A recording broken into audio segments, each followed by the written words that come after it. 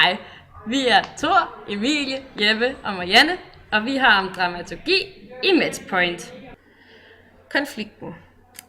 Konflikten skabes ofte af to modstridende kræfter,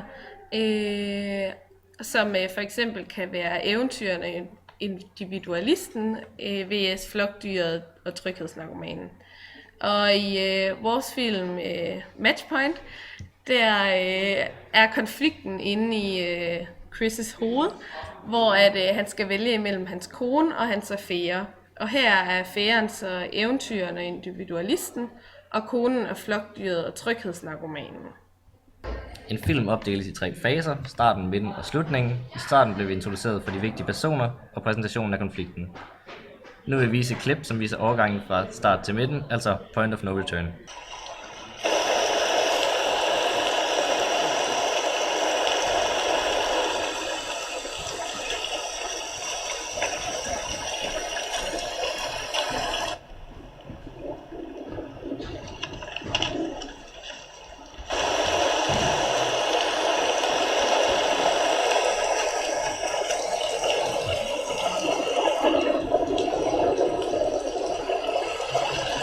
I was looking for you.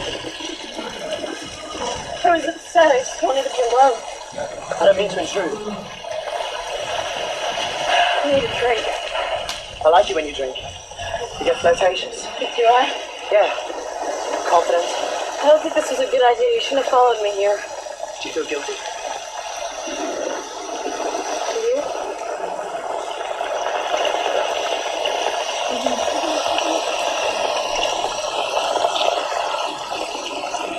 We can't do this.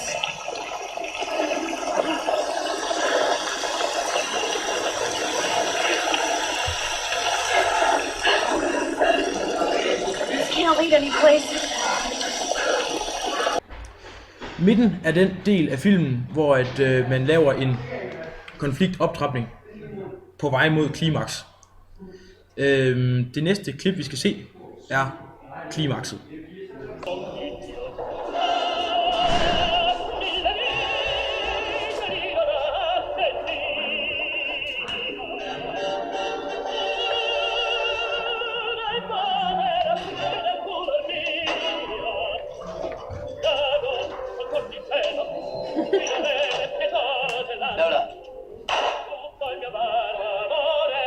Efter klimaks begynder udtoningen, hvor filmen den afsluttes, og alle de løse tråde de falder på plads.